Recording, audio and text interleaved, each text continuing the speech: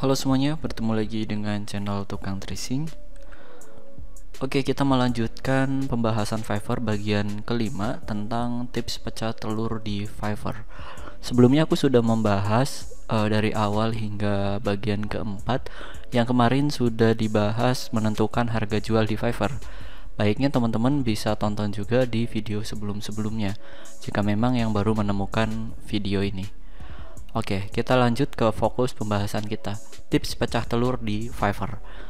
Nah, teman-teman harus sama-sama paham dulu ya untuk apa itu pecah telur. Jadi pecah telur itu semacam sebuah istilah ya di grup gitu ya. Aku tahu dari istilah ini dari grup Facebook itu ya tentang seller Fiverr Indonesia. Kalau nggak salah grupnya, teman-teman bisa join di sana.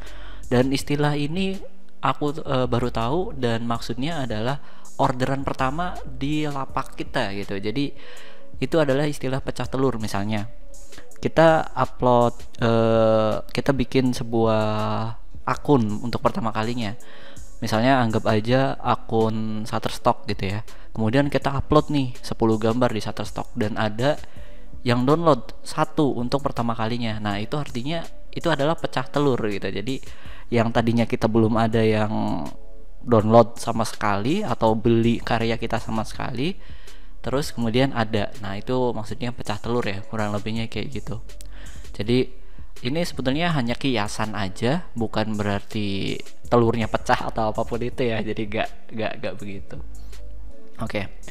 Aku merangkum menjadi 5 bagian dan aku akan jelaskan satu persatu. Oke ya. Yang pertama, buat gigs yang spesifik. Nah, maksudnya apa nih untuk yang buat gigs secara spesifik?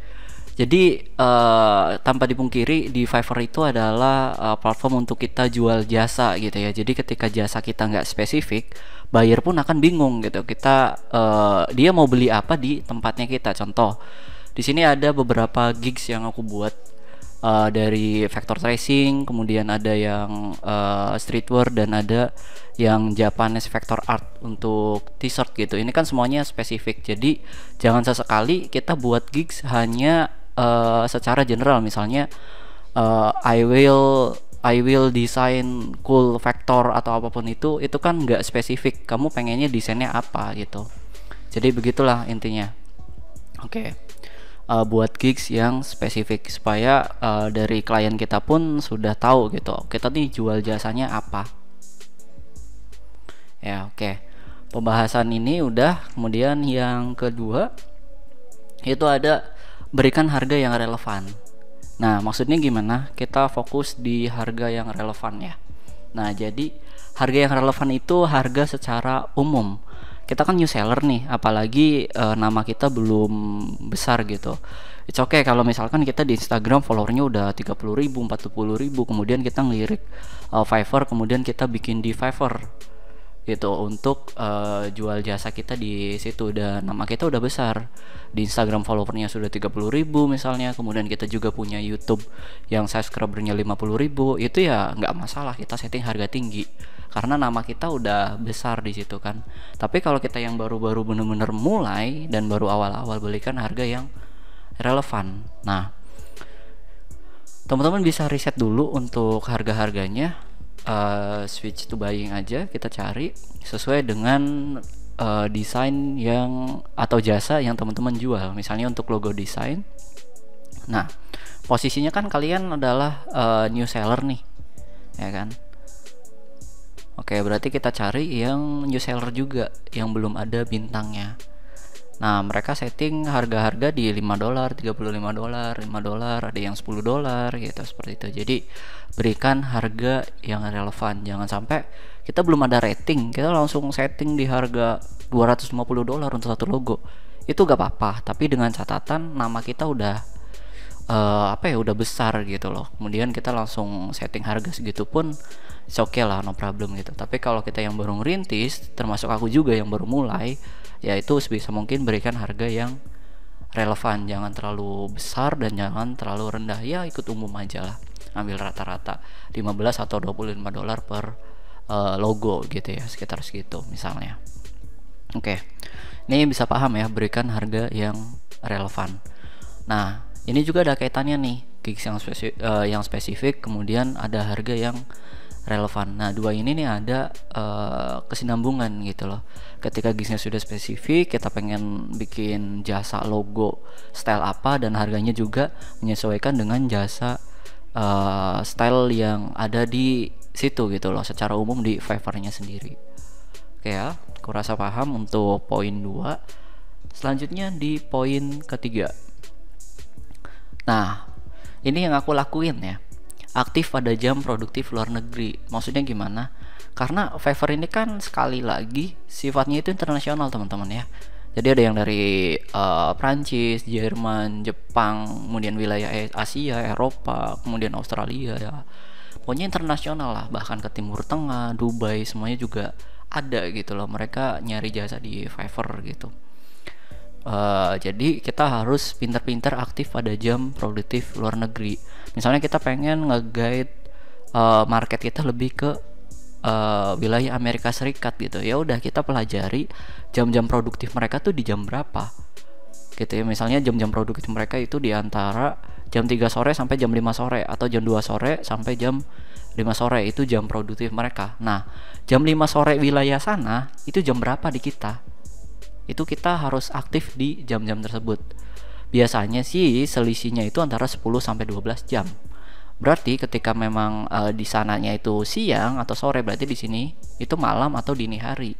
Nah, berarti mau nggak mau, untuk teman-teman bisa mendapatkan pecah telur pertamanya di Fiverr, teman-teman harus aktif pada jam produktif luar negeri gitu. Jadi ya memang harus, mau nggak mau harus jadi nokturnal. Karena aku pun di awal-awal sebelum pecah telur itu aku aktif antara jam 1 sampai jam setengah 5 dini hari, nokturnal gitu. Siangnya aku untuk tidur, malamnya aku untuk melek, ngejagain akun Fiverr sambil ngerjain orderan lokal gitu. Jadi ya ada aja mereka nanya-nanya di jam setengah 3 dini hari, kemudian jam 4 dini hari, ada yang jam 2 dini hari gitu. Bahkan yang paling sore itu mereka chat ya sekitar jam setengah 12. Nah, berarti kan bisa disimpulkan bahwasannya waktunya itu terbalik. Di sana malam, di sini pagi. Di sana merekanya tidur, di sini kita jam produktif kerja pada umumnya. Ya kan? Berarti ya harus dibalik. Karena kita pengen nge-guide-nya pasar luar negeri, berarti mau nggak mau kita harus paham jam produktif luar negeri itu jam berapa aja. Oke ya, yang paling gampang sih jadi nokturnal lah untuk beberapa saat.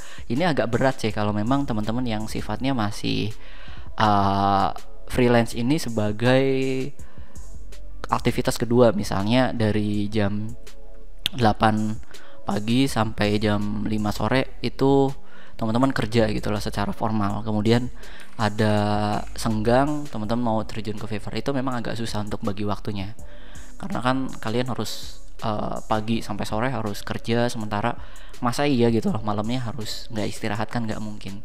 Berarti ya memang itu tantangannya, harus pinter-pinter bagi waktu di jam produktif gitu. Seperti itu ya. Oke. Kurang lebihnya paham lah untuk poin ketiga ini. Nah, poin keempat yaitu sering lihat bagian buyer request. Nah, ini mungkin agak asing ya untuk teman-teman yang baru kenal Fiverr gitu. Ya, buyer request apa sih ini buyer request? Jadi buyer request tuh sebuah fitur yang ada di Fiverr. Teman-teman bisa lihat layarnya aku. Kemudian di sini ada buyer request. Nah, buyer request tuh biasanya di sini buyer itu dia kasih request. Nah, misalnya begini. Graphic design, create a set design baseball brand. Oke, kemudian di sini ada durasinya 3, budgetnya $50. Nah, teman-teman harus rajin cek gini, dan sekiranya memang yang di request mereka itu adalah relevan dengan gigsnya kita, ataupun kita mampu untuk mengerjakan orderan dari bukan orderan ya, request dari si buyer ini, ya udah kita send over aja. Di sini juga aku udah menawarkan jasa aku sebanyak 183 kali. Gitu ya. Terus aku kasih over lagi kalau ada buyer request, aku kasih lagi over lagi kayak gitu. Jadi kita kasih penawaran. Ketika penawaran yang kita kasih kemudian dari pihak bayarnya itu ACC, ya itu beruntung lah kita, berarti bisa order sama dia. Cuman kita bisa lihat juga nih Ini yang menawarkan jasanya udah 63 orang, dan ini akan terus nambah. Jadi kita akan saingan dengan beberapa orang yang sudah kirim offers, tapi yang namanya rezeki kan gak ada yang tahu. Nah, begini caranya untuk send offers. Nah, ini kan dia pengen cari yang toxic design, lifestyle baseball brand gitu ya. Nah, kita coba kasih yang ini aja coba ya. Kita kasih misalnya aku punya gigs yang temanya streetwear gitu. Aku kasih budget, karena dia $50, aku kasih budget $40 aja atau $30 supaya dia lebih inilah ya, biar tertarik gitu. Revisinya kita kasih 3, konsepnya 1. Nah, ini cara memberikan offer. Dan buyer request ini nggak selamanya ada teman-teman ya, nggak selamanya ada gitu. Jadi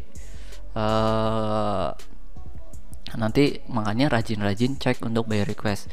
Ketika ada buyer request dan itu relevan untuk gigsnya kita, ya udah kita langsung aja ajukan apa yang kita punya gitu, gigs yang kita punya sesuai dengan permintaan dia gitu. Tinggal submit offer. Nah, udah nanti kita terkirim ke dia gitu. Nanti dia akan menseleksi dari beberapa penawaran yang udah ada, masuk ke more buyer request. Nah, dan buyer request ini nggak selamanya ada ya. Kadang aktif dalam sehari itu ada 15, kadang 0, kadang ya lagi banyak, kalau lagi sedikit ya sedikit, bahkan nggak ada sama sekali.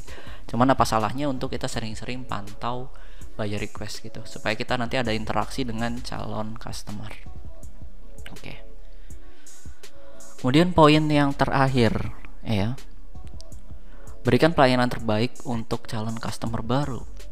Nah, dari poinnya aja teman-teman udah nangkap ya, kita beri pelayanan terbaik untuk calon customer baru. Dalam artian ketika kita dapat chat untuk pertama kalinya, itu kita kasih pelayanan terbaik. Misalnya dia nih nanya tentang jasanya kita nih, misalnya kayak inilah, aku kasih contoh di bagian inbox ya. Oke.